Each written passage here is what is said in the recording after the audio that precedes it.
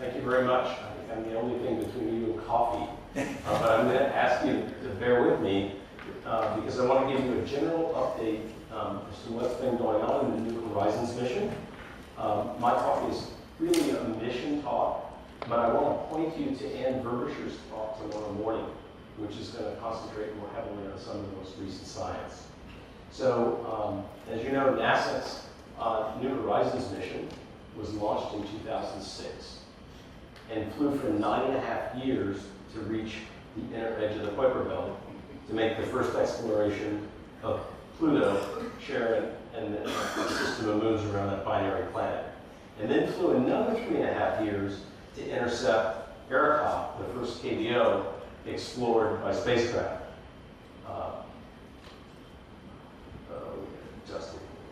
Okay, so there is a representation of our kind of cartoon version of our spacecraft trajectory. It's now been almost exactly 9 years since the Pluto flyby, and it's been 5 years since the ASIAA flyby. This spacecraft and this mission is the only spacecraft and mission explicitly designed and purpose-built to explore the Kuiper Belt. And it's the only game in town. We would like to say that another one is coming soon, but there is none on the drawing board. So our mission team's objective is to get the most that we can out of it as long as we're in the Kuiper Belt. We expect, as I'll show you, that the spacecraft will survive and be operating well after it leaves the Kuiper Belt as well. And there's some important applications there, which I'll just gloss over in a little bit. But as the first spacecraft sent to explore the Kuiper Belt, beyond the exploration of Pluto, Charon, and ASIAA, we've also observed 32 other Kuiper Belt objects and dwarf planets in distance from unique geometries or unique spatial scales that allowed us to determine new things about their surface regolith properties, about their binarity, about their shapes, and so forth. We also have evidence now from the in situ dust detector on board New Horizons that there's an extended dust disk beyond the 2-to-1 ratio. And I'll say a little bit more about that. We are exploring the outer heliosphere because the spacecraft carries several plasma instruments that are relevant to studies of the heliosphere. They're much more advanced than their counterparts on the old Voyagers, who also pass through the same heliocentric distances. But we're able to see things that they were not because we have more sensitive instrumentation and better energy coverage in the plasma. And then in addition to all of that, we are doing some astrophysics beyond the zodiacal light where we can make unique contributions to niche astrophysical problems. Now we, like all NASA missions that finish their prime, we have to write proposals for each 3-year cycle called an extended mission. Our first extended mission was the one that explored ASIAA and approximately 30 other KBOs and dwarf planets. We're now in Kuiper Extended Mission 2, or KIM-2, which actually NASA has now extended for a total of 6 years, all the way through 2029. And as I said, we're doing planetary science, heliophysics, and astrophysics, but we're using as a criteria only those things that can be done from this location. So we study Kuiper Belt objects that we pass in the distance. We're looking for flyby targets on the planetary side. I'll say more about the planetary science. The heliophysics of the outer heliosphere, the study of that. This is the only spacecraft that can make those studies that's in the outer heliosphere. And the astrophysics that can only be done because it requires being beyond the zodiacal light or at this great distance. As I said, we're funded through 2029. We had a very strong senior review proposal in our last cycle with 23 major strengths and 1 identified weakness. For planetary science, these are the objectives. The ones that are in amber here are the ones that relate to the Kuiper Belt. So our objectives are, first, we'd like to find another flyby target. We're very low on fuel, but we have more than enough fuel to execute a flyby. The question is whether we can find an object that comes close enough to our trajectory that it doesn't require very much fuel for the divert maneuver. Also, we're continuing to study KBOs in the distance that we pass from a range of phase angles and geometries, like the 32 objects that I described before, and the dwarf planets that we've observed at high phase angles as well. Some of those at great distances, but they're much brighter, so we can do that. And then studying the radial distribution of dust as a tracer of populations. So that's a wide variety of different kinds of Kuiper belt science that we're doing. In addition, we're also making studies of Uranus and Neptune at high phase angle to complement the low phase angle measurements that can be made down here from the inner solar system, near 1 AU or on the surface of the Earth, to better study their energy balance, to better understand those two planets, but also to use them as analogs of mid-sized ice giants, exoplanets.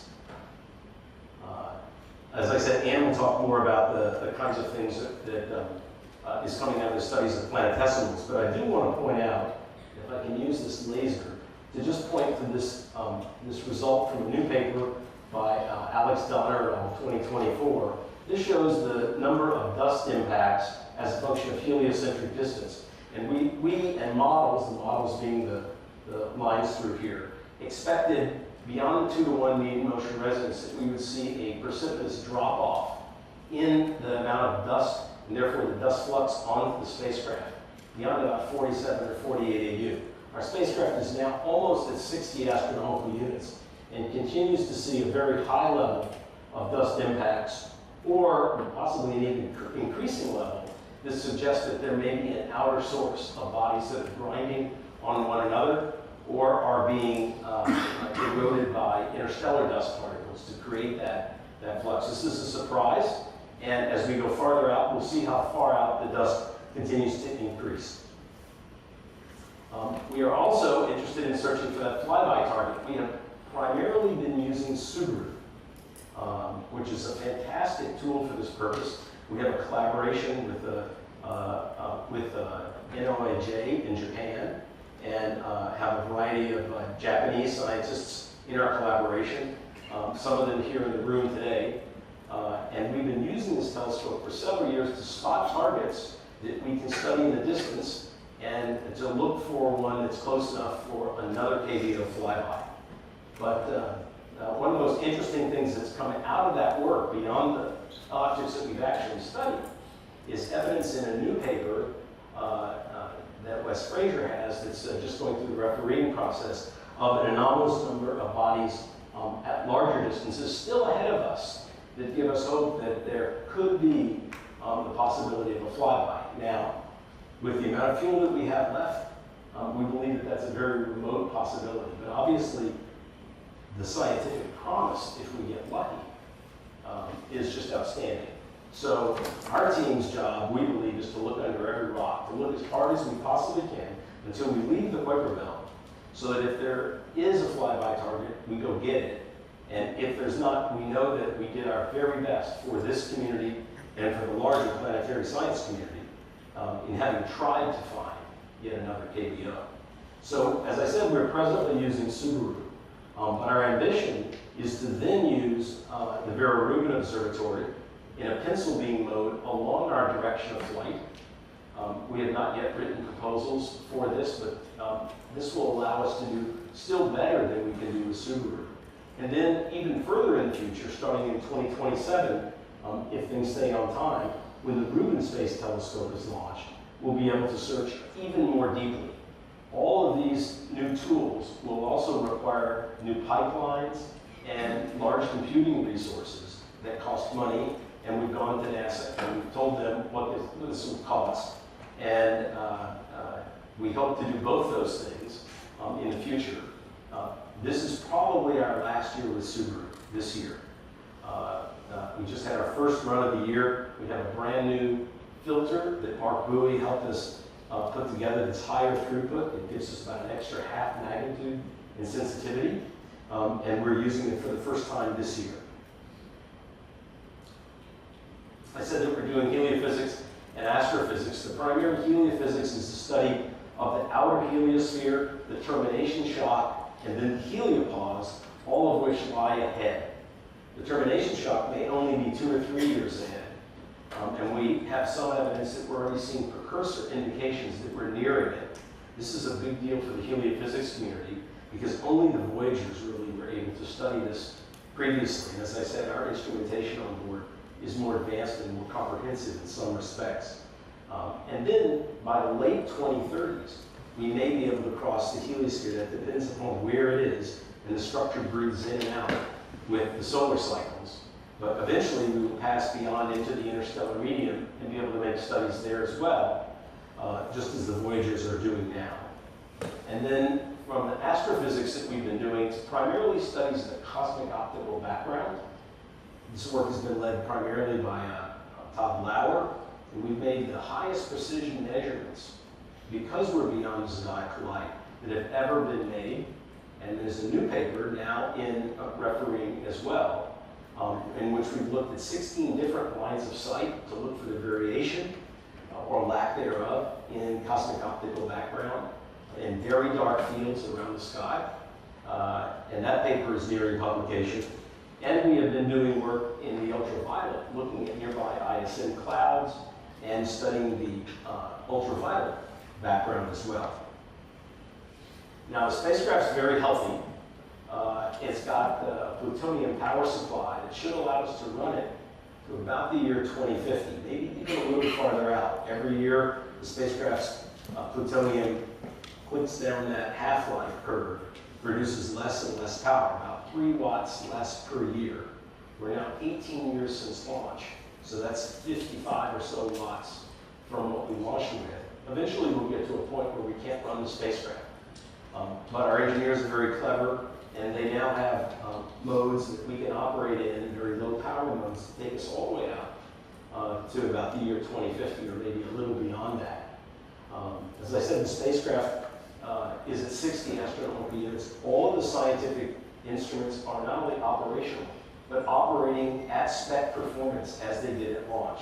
So we have a very healthy observatory out in the Kuiper Belt, with the lifetime, the power, the fuel, and the comm range to explore all the way across the remainder of the Kuiper Belt, across those regions that JJ was just talking about with the distant mean motion resonances, and then out through the final bits of the heliosphere and into the interstellar medium.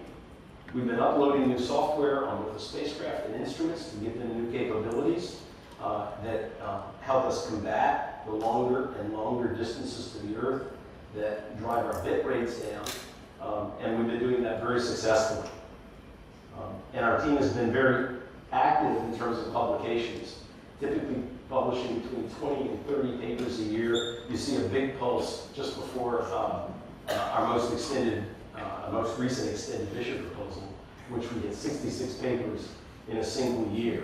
But we're producing results in all 3 of those areas: the Kuiper Belt science, the astrophysics, and the heliophysics, and continuing to do that. And some examples of recent work are Fumi Yoshida's paper that I believe is a poster here with KDO detections from Subaru, Mark Bowie's paper on the detection of Arrokoth and the ground-based studies of Arrokoth, how that all came to happen.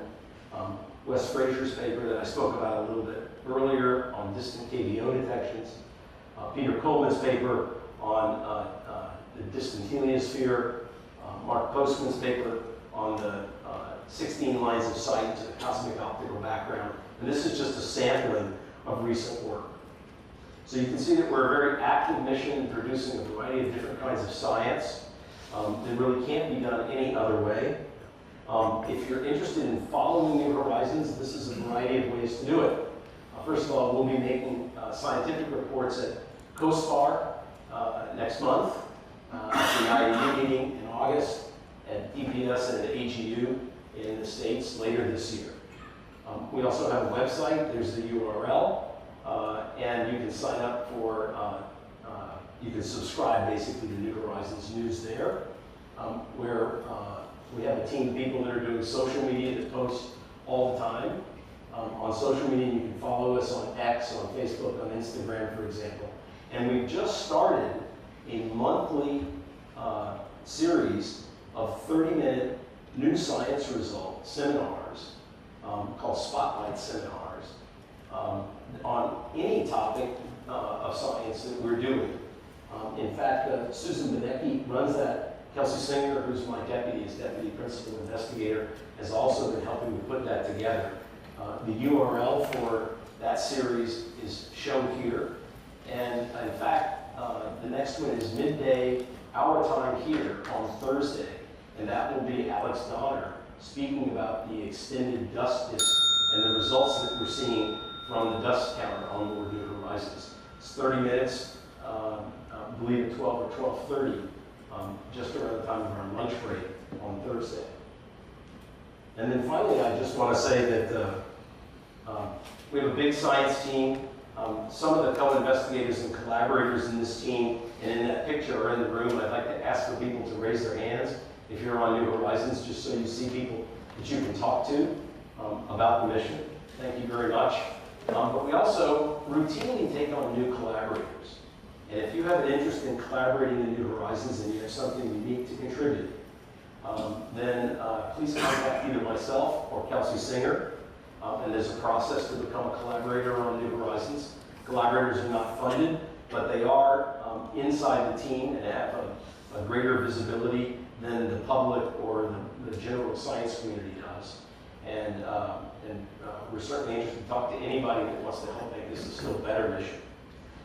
Finally, I'll close with an advertisement for a conference that we're going to have in 13 months' time next year at the 10th anniversary of the Pluto flyby, to integrate together all of the knowledge from that flyby and the perspective that we've achieved in the Pluto system and comparing it to other dwarf planets.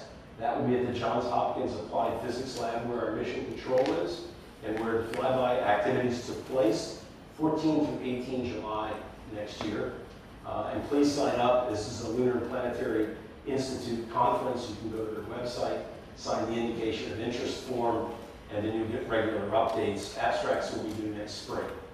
And we're just about to decide on the list of invited speakers and extend those invitations. I think with that, it's time for the coffee break, so I better quit.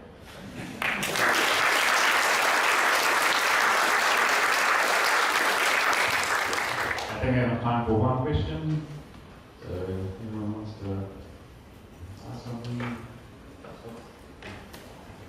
So I wanted to push you a little bit about asking for Rubin Observatory time, because the rest of us in the community have to back this proposal, because the cadence is basically finished. And so I guess I want to know, when do you need this time and how much, right? So you're doing Subaru, and Subaru's got the depth, right? So how much do you need from Rubin, and when's the latest you can get that? Given the fact that LSST is starting next year, and we're taking time, or we're trying to advocate, trying to put something possibly into year one, and they're trying to get the telescope up and running all the time. So I guess I'm wondering, is this something you can do in 2027, maybe in 2028? Or there's something, can you give a little more context about the time you need, so we as a community can start thinking about how we can advocate, or whether that makes sense, or if there are compromises to make, and there's some kind of proposal of advocacy that we want to do. Yeah, I don't believe that I can answer all those questions in 1 minute here, but I'd like to have those conversations while we're here. We're just at the beginning of architecting, and this is our desire. We realize that we're coming in late, but this is the only mission in the Kuiper Belt, and as I said, we're going to look under every rock. And Rubin does give us the ability, in doing a pencil beam, to go deeper than we can go with Subaru. And our only time constraint is that we're going to leave the Kuiper Belt, and we need to get the data in time to see if there's a target out there for a flyby before it's in our rearview mirror and it's too late. But maybe we'll talk to you about it, as I did yesterday, a little bit more during this meeting, and I'm sure in the future as well. Okay, thanks for your time.